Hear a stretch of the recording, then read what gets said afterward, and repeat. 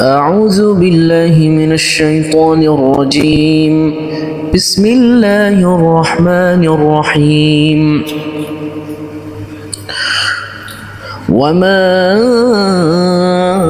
أبرئ نفسي إن النفس لأمارة بالسوء إلا ما رحم ربي إن ربي غفور رحيم. وقال الملك ائتوني به أستخلصه لنفسي فلما كلمه قال إنك اليوم لدينا مكين أمين. قال اجعلني على خزائن الأرض إني حفيظ عليم. وكذلك مكنا ليوسف في الأرض يتبوأ منها حيث يشاء نصيب برحمتنا من نشاء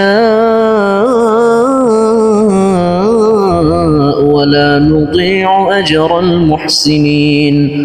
ولأجر الآخرة خير للذين آمنوا وكانوا يتقون. وجاء إخوة يوسف فدخلوا عليه فعرفهم وهم له منكرون. ولما جهزهم بجهازهم قال ائتوني بأخ لكم من أبيكم ألا ترون أني أوفي الكيل وأنا خير المنزلين. فإن لم تأتوني به فلا كيل لكم عندي ولا تقربون. قالوا سنراود عنه أباه وإنا لفاعلون. وقال لفتيانه جعلوا بضاعتهم في رحالهم لعلهم يعرفونها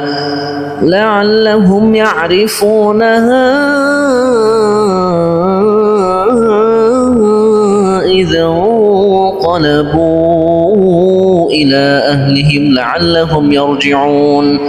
فلما رجعوا إلى أبيهم قالوا يا أبانا منع منا الكيل فأرسل معنا أخانا نكتل وإنا له لحافظون. قال هل آمنكم عليه إلا كما أمنتكم على أخيه من قبل فالله خير حافظا وهو أرحم الراحمين. ولما فتحوا متاعهم وجدوا بضاعتهم ردت إليهم قالوا يا أبانا ما نبغي هذه بضاعتنا ردت إلينا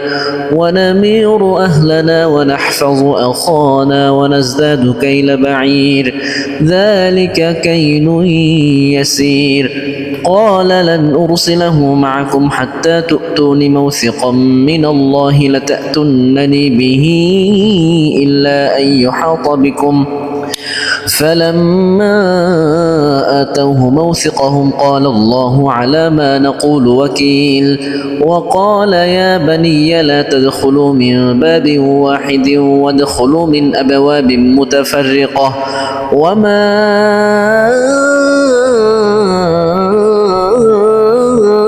أغني عنكم من الله من شيء إن الحكم إلا لله عليه توكلت وعليه فليتوكل المتوكلون. ولما دخلوا من حيث أمرهم أبوهم ما كان يغني عنهم من الله من شيء إلا حاجة في نفس يعقوب قضاها وإنه لذو علم لما علمناه ولكن أكثر الناس لا يعلمون. ولما دخلوا على يوسف آوى إليه أخاه قال إني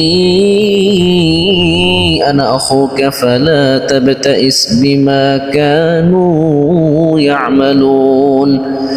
فلما جهزهم بجهازهم جعل السقاية في رحل أخيه ثم أذن مؤذن أيتها العير إنكم لسارقون. قالوا وأقبلوا عليهم ماذا تفقدون قالوا نفقد صواع الملك ولمن جاء به حمل بعير وأنا به زعيم قالوا تالله لقد علمتم ما جئنا لنفسد في الأرض وما كنا سارقين قالوا فما جزاؤه إن كنتم كاذبين قالوا جزاؤه من وجد في رحله فهو جزاؤه كذلك نجزي الظالمين فبدأ بأوعيتهم قبل وعاء أخيه ثم استخرجها من وعاء أخيه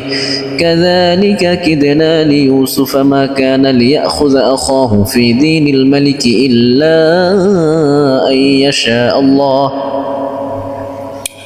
نرفع درجات من نشاء وفوق كل ذي علم عليم قالوا إن يسرق فقد سرق أخ له من قبل فأسرها يوسف في نفسه ولم يبدها لهم قال أنتم شر مكانا والله أعلم بما تصفون قالوا يا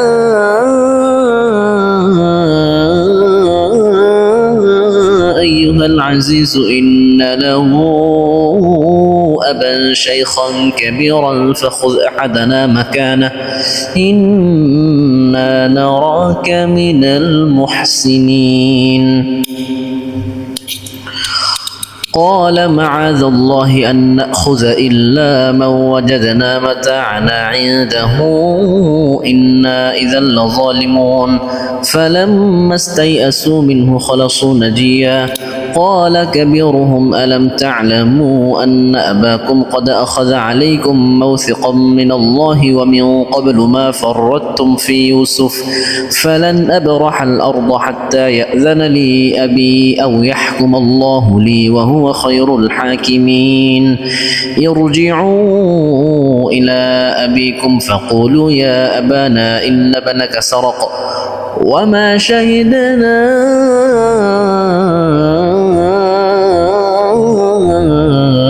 إلا بما علمنا وما كنا للغيب حافظين واسأل القرية التي كنا فيها والعير التي أقبلنا فيها وإنا لصادقون قال بل سولت لكم أنفسكم أمرا فصبر جميل عسى الله أن يأتيني بهم جميعا إنه هو العليم الحكيم وتولى عنهم وقال يا أسفا على يوسف وابيضت عيناه من الحزن فهو كظيم قالوا تالله تفتأ تذكر يوسف حتى تكون حرضا أو تكون من الهالكين قال إنما أشكو بثي وحزني إلى الله وأعلم من الله ما لا تعلمون يا بني يذهبوا فتحسسوا من يوسف وأخيه ولا تيأسوا من روح الله إنه لا ييأس من روح الله إلا القوم الكافرون فلما دخلوا عليه قالوا يا أيها العزيز مسنا وأهلنا الضر وجئنا ببضاعة مزجاة فأوف لنا الكيل وتصدق علينا إن الله يجزي المتصدقين قال هل علمتم ما فعلتم بيوسف وأخيه إذ أنتم جاهلون قالوا أئنك لأنت يوسف قال أنا يوسف وهذا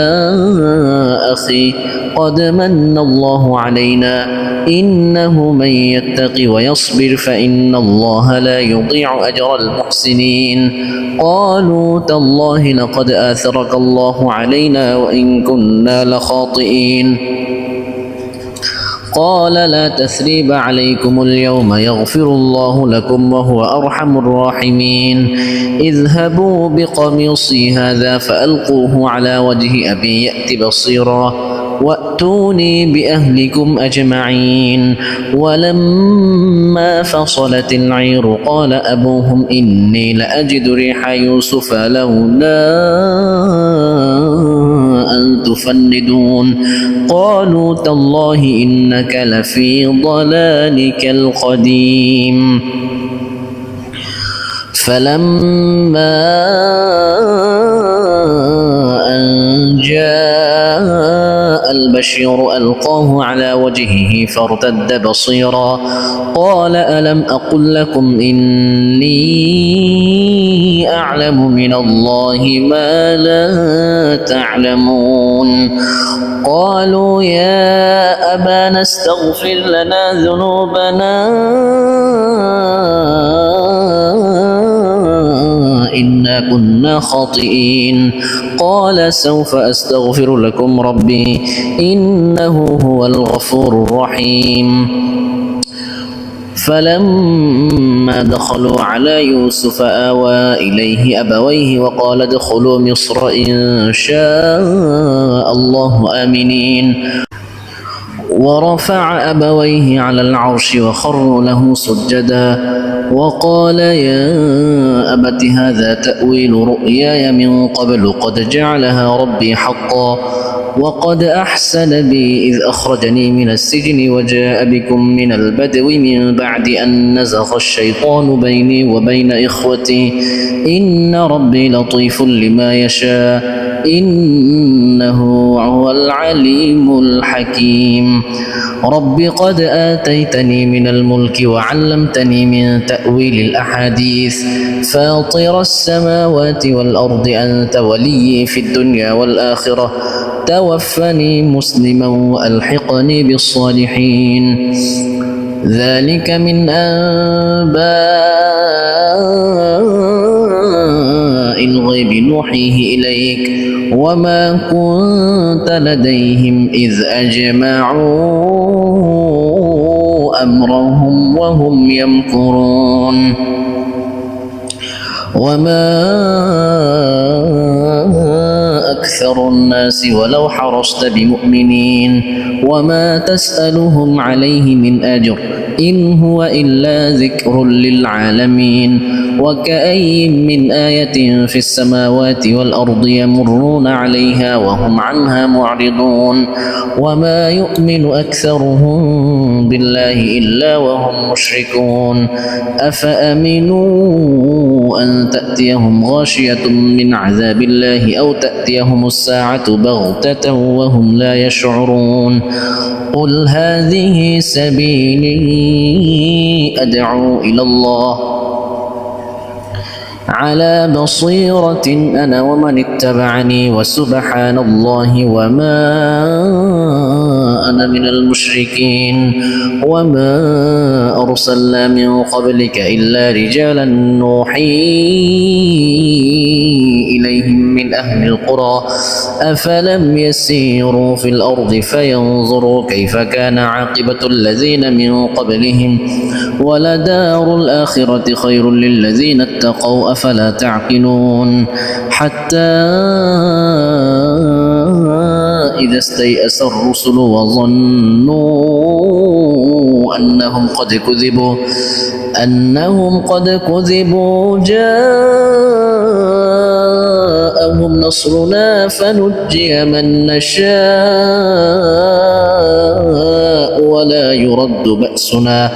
ولا يرد بأسنا عن القوم المجرمين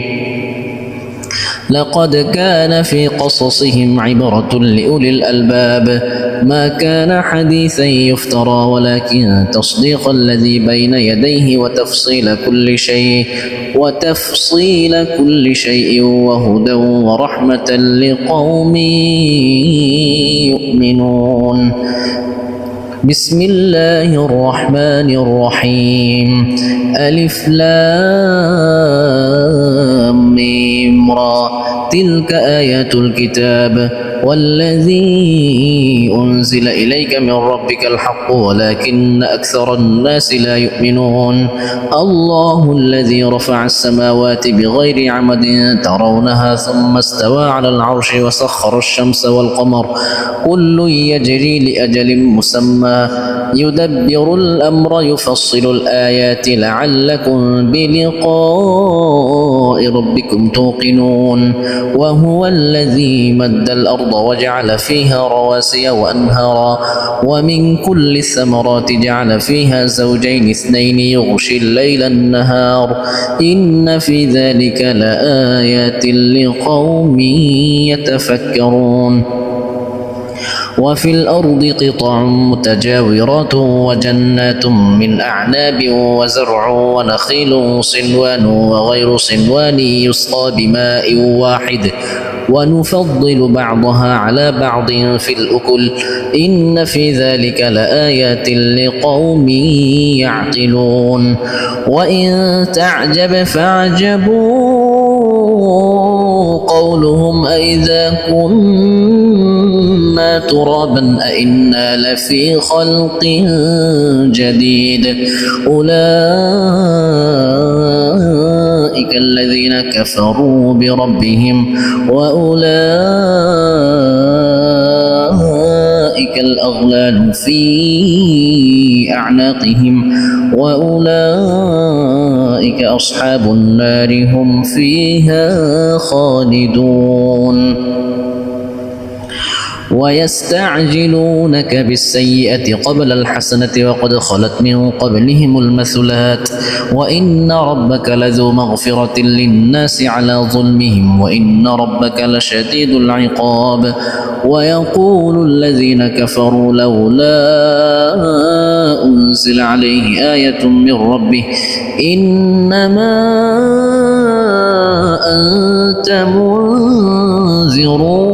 ولكل قوم هاد الله يعلم ما تحمل كل أنثى وما تغيض الأرحام وما تزداد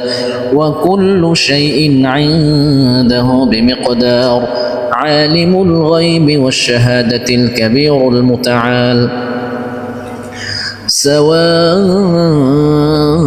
منكم من أسر القول ومن جهر به ومن هو مستخف بالليل وسارب بالنهار له معقبات من بين يديه ومن خلفه يحفظونه من أمر الله إن الله لا يغير ما بقوم حتى يغيروا ما بأنفسهم وإذا أراد الله بقوم سوءا فلا مرد له وما لهم من دونه من وال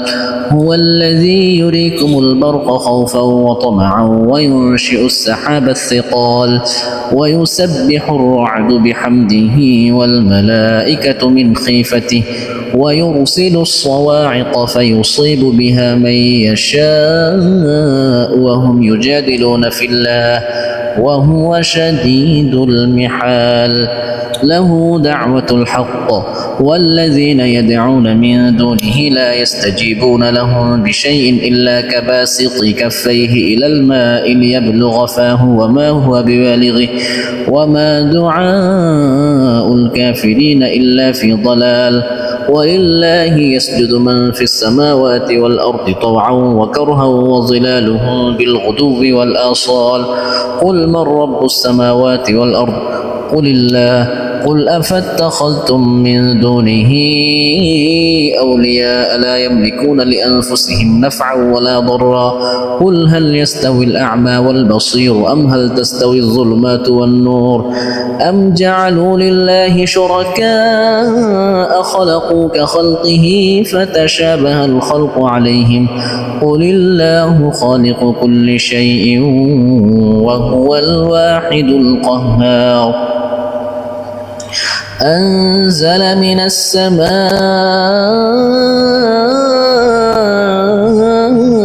ماء فسالت فسالت أودية بقدرها فاحتمل السيل زبدا رابيا ومما يوقدون عليه في النار ابتغاء حلية أو متاع زبد مثله كذلك يضرب الله الحق والباطل فأما الزبد فيذهب جفاء وأما ما ينفع الناس فيمكث في الأرض كذلك يضرب الله الأمثال للذين استجابوا لربهم الحسنى والذين لم يستجيبوا له لو أن لهم ما في الأرض جميعا ومثله معه لافتدوا به أولئك لهم سوء الحساب ومأواهم جهنم وبئس المهاد أفمن يعلم أن ما أنزل إليك من ربك الحق كمن هو أعمى إنما يتذكر أولو الألباب الذين يوفون بعهد الله ولا ينقضون الميثاق والذين يصلون ما أمر الله به أن يوصل ويخشون ربهم ويخافون سوء الحساب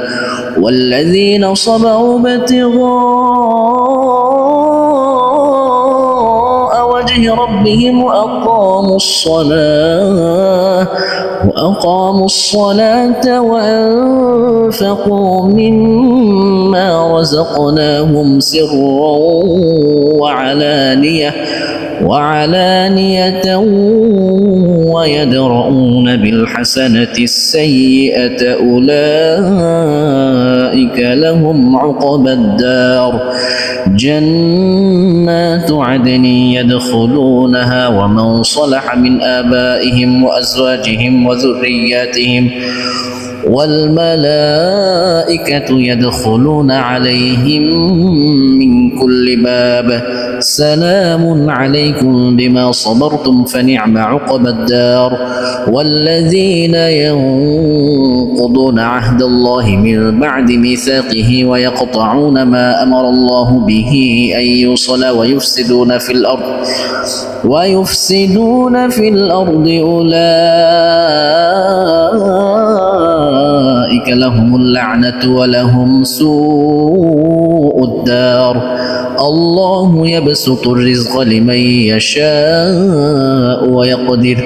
وفرحوا بالحياة الدنيا وما الحياة الدنيا في الآخرة إلا متاع ويقول الذين كفروا لولا أنزل عليه آية من ربه قل إن الله يضل من يشاء ويهدي إليه من أناب الذين آمنوا وتطمئن قلوبهم بذكر الله ألا بذكر الله تطمئن القلوب الذين آمنوا وعملوا الصالحات طوبى لهم وحسن مآب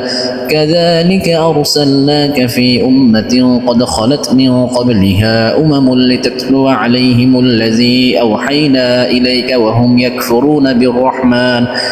قل هو ربي لا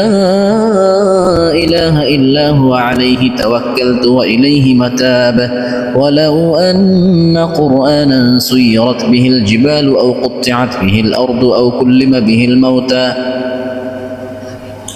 بل لله الأمر جميعا أفلم ييأس الذين آمنوا أن لو يشاء الله لهدى الناس جميعا ولا يزال الذين كفروا تصيبهم بما صنعوا قارعة أو تحل قريبا من دارهم حتى يأتي وعد الله إن الله لا يخلف الميعاد ولقد استهزئ برسل من قبلك فأمليت للذين كفروا ثم أخذتهم فكيف كان عقاب أفمن هو قائم على كل نفس بما كسبت وجعلوا لله شركاء قل سموهم أم تنبئونه بما لا يعلم في الأرض أم بظاهر من القول بل زين للذين كفروا مكرهم وصدوا عن السبيل ومن يضلل الله فما له من هاد لهم عذاب في الحياة الدنيا ولعذاب الآخرة أشق وما لهم من الله من واق مثل الجنة التي وعد المتقون تجري من تحتها الأنهار أكلها دائم وظلها تلك عقبى الذين اتقوا وعقبى الكافرين النار والذين آتيناهم الكتاب يفرحون بما أنزل إليك ومن الأحزاب من ينكر بعضه قل إنما أمرت أن أعبد الله ولا أشرك به إليه أدعو وإليه مآب وكذلك أنزلناه حكما عربيا ولئن اتبعت أهواءهم بعدما جاءك من العلم ما لك من الله من ولي ولا واق ولقد أرسلنا رسلا من قبلك وجعلنا لهم أزواجا وذرية وما كان لرسول أن يأتي بآية إلا بإذن الله لكل أجل كتاب يمحو الله ما يشاء ويثبت وعنده أم الكتاب وإما نرينك بعض الذي نعدهم أو نتوفينك فإنما عليك البلاغ وعلينا الحساب أولم يروا أنا نأتي الأرض ننقصها من أطرافها والله يحكم لا معقب لحكمه وهو سريع الحساب وقد مكر الذين من قبلهم فلله المكر جميعا يعلم ما تكسب كل نفس وسيعلم الكفار لمن عقبى الدار ويقول الذين كفروا لست مرسلا قل كفى بالله شهيدا بيني وبينكم ومن عنده علم الكتاب بسم الله الرحمن الرحيم ألف لام را كتاب أنزلناه إليك لتخرج الناس من الظلمات إلى النور بإذن ربهم إلى صراط العزيز الحميد الله الذي له ما في السماوات وما في الأرض وويل للكافرين من عذاب شديد الذين يستحبون الحياة الدنيا على الآخرة ويصدون عن سبيل الله ويبغونها عوجا أولئك في ضلال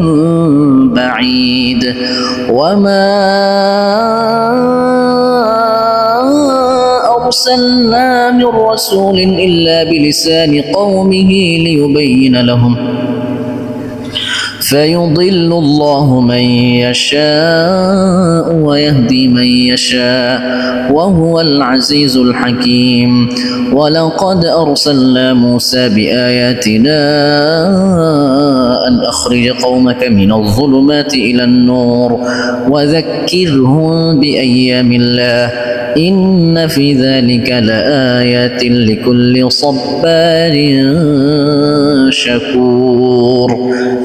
وإذ قال موسى لقومه اذكروا نعمة الله عليكم إذ أنجاكم من آل فرعون يسومونكم سوء العذاب ويذبحون أبناءكم ويستحيون نساءكم وفي ذلكم بلاء من ربكم عظيم وإذ تأذن ربكم لئن شكرتم لأزيدنكم ولئن كفرتم إن عذابي لشديد وقال موسى إن تكفروا أنتم ومن في الأرض جميعا فإن الله لغني حميد ألم يأتكم نبأ الذين من قبلكم قوم نوح وعاد وثمود والذين من بعدهم لا يعلمهم إلا الله جاءتهم رسلهم بالبينات فردوا أيديهم في أفواههم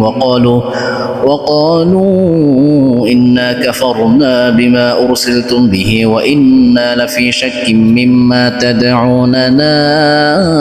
إليه مريب قالت رسلهم أفي الله شك فاطر السماوات والأرض يدعوكم ليغفر لكم من ذنوبكم ويؤخركم إلى أجل مسمى قالوا إن أنتم إلا بشر مثلنا تريدون أن تصدونا عما كان يعبد آباؤنا فأتونا بسلطان مبين قالت لهم رسلهم إن نحن إلا بشر مثلكم ولكن الله يمن على من يشاء من عباده وما كان لنا أن نأتيكم بسلطان إلا بإذن الله وعلى الله فليتوكل المؤمنون وما لنا ألا نتوكل على الله وقد هدانا سبلنا ولنصبرن على ما آذيتمونا وعلى الله فليتوكل المتوكلون وقال الذين كفروا لرسلهم لنخرجنكم من أرضنا أو لتعودن في ملتنا فأوحى إليهم ربهم لنهلكن الظالمين ولنسكننكم الأرض من بعدهم ذلك لمن خاف مقامي وخاف وعيد واستفتحوا وخاب كل جبار عنيد من ورائه جهنم ويسقى من ماء صديد يتجرعه ولا يكاد يسيغه ويأتيه الموت من كل مكان وما هو بميت ومن ورائه عذاب غليظ مثل الذين كفروا بربهم أعمالهم كرماد اشتدت به الريح في يوم عاصف لا يقدرون مما كسبوا على شيء ذلك هو الضلال البعيد ألم تر أن الله خلق السماوات والأرض بالحق إن يشأ يذهبكم ويأتي بخلق جديد وما ذلك على الله بعزيز وبرزوا لله جميعا فقال الضعفاء للذين استكبروا إنا كنا لكم تبعا فهل أنتم مغنون عنا من عذاب الله من شيء قالوا لو هدانا الله لهديناكم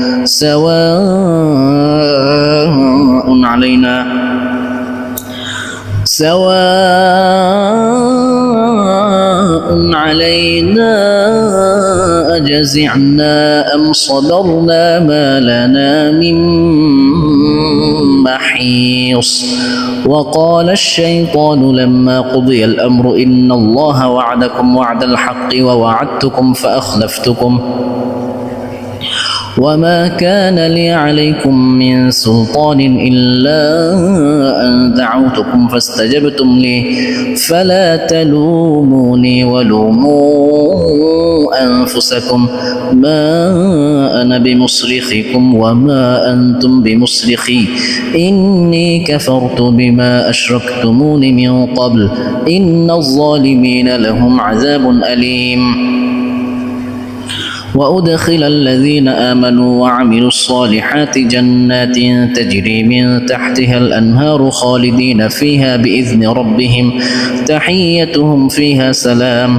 ألم تر كيف ضرب الله مثلا كلمة طيبة كشجرة طيبة أصلها ثابت وفرعها في السماء تؤتي أكلها كل حين بإذن ربها ويضرب الله الأمثال للناس لعلهم يتذكرون ومثل كلمة خبيثة كشجرة خبيثة اجتثت من فوق الأرض ما لها من قرار يثبت الله الذين آمنوا بالقول الثابت في الحياة الدنيا وفي الآخرة ويضل الله الظالمين ويفعل الله ما يشاء ألم تر إلى الذين بدلوا نعمة الله كفرا وأحلوا قومهم دار البوار جهنم يصلونها وبئس القرار وجعلوا لله أندادا ليضلوا عن سبيله قل تمتعوا فإن مصيركم إلى النار قل لعبادي الذين آمنوا يقيموا الصلاة وينفقوا مما رزقناهم سرا وعلانية من قبل أن يأتي يوم لا بيع فيه ولا خلال الله الذي خلق السماوات والأرض وأنزل من السماء ماء فأخرج به من الثمرات رزقا لكم وسخر لكم الفلك لتجري في البحر بأمره وسخر لكم الأنهار وسخر لكم الشمس والقمر دائبين وسخر لكم الليل والنهار وآتاكم من كل ما سألتموه وإن تعدوا نعمة الله لا تحصوها إن الإنسان لظلوم كفار وإذ قال إبراهيم رب اجعل هذا البلد آمنا واجنبني وبني أن نعبد الأصنام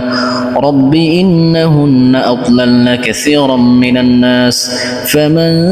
تبعني فإنه مني ومن عصاني فإنك غفور رحيم ربنا إني أسكنت من ذريتي بواد غير ذي زرع عند بيتك المحرم ربنا ليقيموا الصلاة فاجعل أفئدة من الناس تهوي إليهم وارزقهم من الثمرات لعلهم يشكرون ربنا إنك تعلم ما نخفي وما نعلن وما يخفى على الله من شيء في الأرض ولا في السماء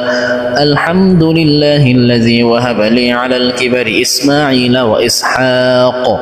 إن ربي لسميع الدعاء رب اجعلني مقيم الصلاة ومن ذريتي ربنا وتقبل دعاء ربنا اغفر لي ولوالدي وللمؤمنين يوم يقوم الحساب ولا تحسبن الله غافلا عما يعمل الظالمون إنما يؤخرهم ليوم تشخص فيه الأبصار مهطعين مقنعي رؤوسهم لا يرتد إليهم طرفهم وأفئدتهم هواء وأنذر الناس يوم يأتيهم العذاب فيقول الذين ظلموا ربنا أخرنا إلى أجل قريب نجب دعوتك ونتبع الرسل أولم تكونوا أقسمتم من قبل ما لكم من زوال وسكنتم في مساكن الذين ظلموا أنفسهم وتبين لكم كيف فعلنا بهم وضربنا لكم الأمثال وقد مكروا مكرهم وعند الله مكرهم وإن كان مكرهم لتزول منه الجبال فلا تحسبن الله مخلف وعده رسله إن الله عزيز ذو انتقام يوم تبدل الأرض غير الأرض والسماوات وبرزوا لله الواحد القهار وترى المجرمين يومئذ مقرنين في الأصفاد سرابيلهم من قطران وتغشى وجوههم النار ليجزي الله كل نفس ما كسبت إن الله سريع الحساب هذا بلاغ للناس ولينذروا به وليعلموا أنما هو إله واحد وليذكر أولو الألباب صدق الله العظيم.